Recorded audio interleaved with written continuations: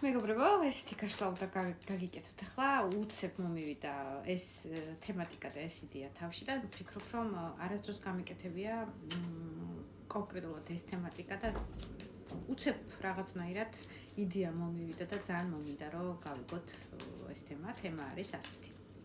ვისი მუზა ხართ თქვენ და ხართ თუ არა საერთოდ ვინმეს მუზა როგორც ესეთი. აი რაღაცა შთაბერვის და შთაგონების წყარო.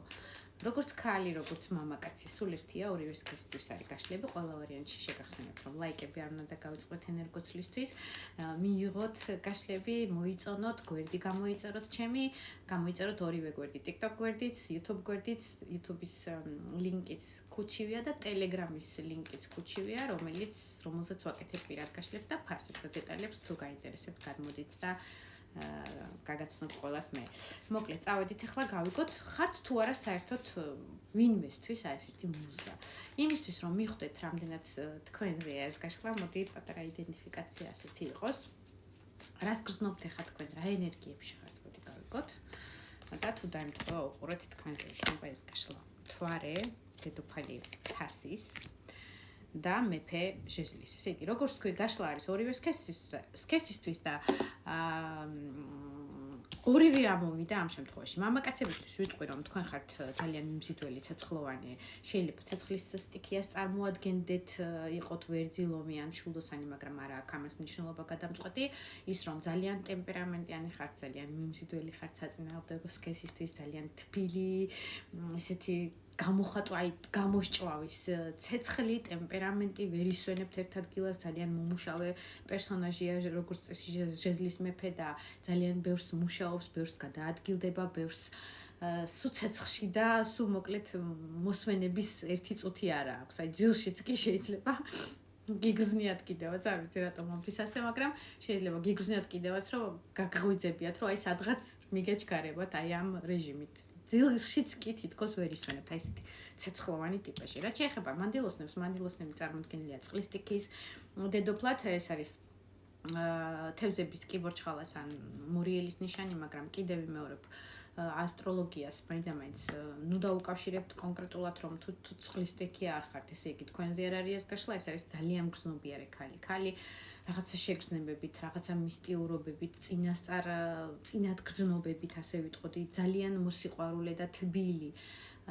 თავის ახლობლების მიმართ, მეგობრების მიმართ, ცხოველების და ფრინველები უყვარს, ძალიან სიყვარულის ეტალონი ქალი, მოდი ესე ვთქვათ, ყველას რომ თავის გულს, სიკეთეს, სიყვარულს უზიარებს და ცდილობს რომ აი ამ სიყვარულით მეორე დღე უფრო ნათელი გახადოს ვიღაცის ცხოვრებაში, სულ მცირე მანუგეშებელი ორი სიტყვა შეგიძლიათ ადამიანს ისეთი უთხრათ, რომ აი რაღაცა ხელახლა დაიბადება და აფთით იგრძნობს ეს ადამიანი თქვენი აურით, თქვენი სიკეთით და სიყვარულით, რომელიც აი თასი დაგაქვთ, სიყვარულის თასი, ასე ვთქვათ და სიკეთის თასი სულ ხელში გიჭირავთ.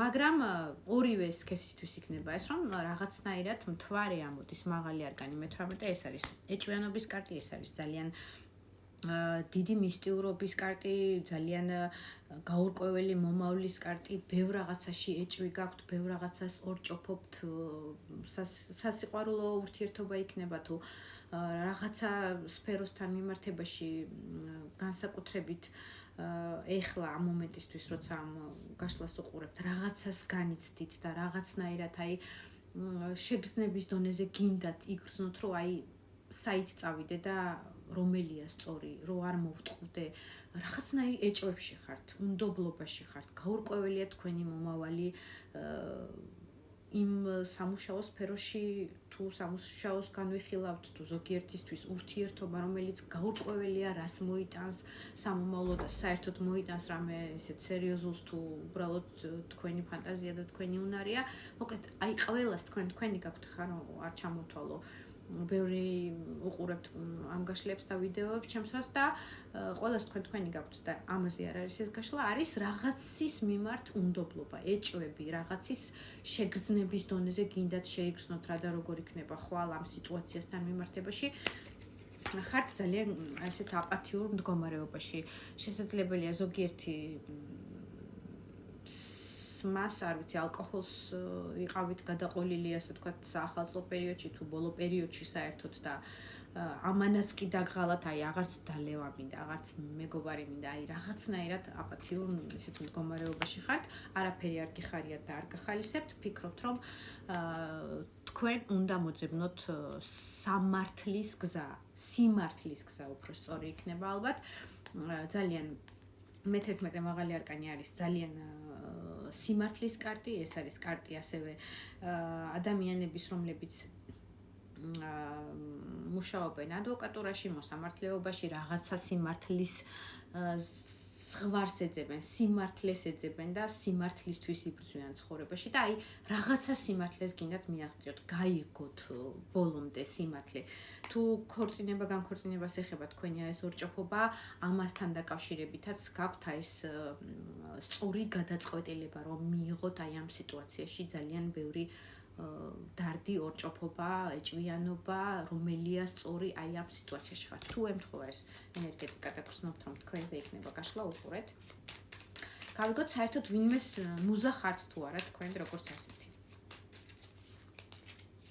ეგები არ დაგავიწყოთ მეგობრებო.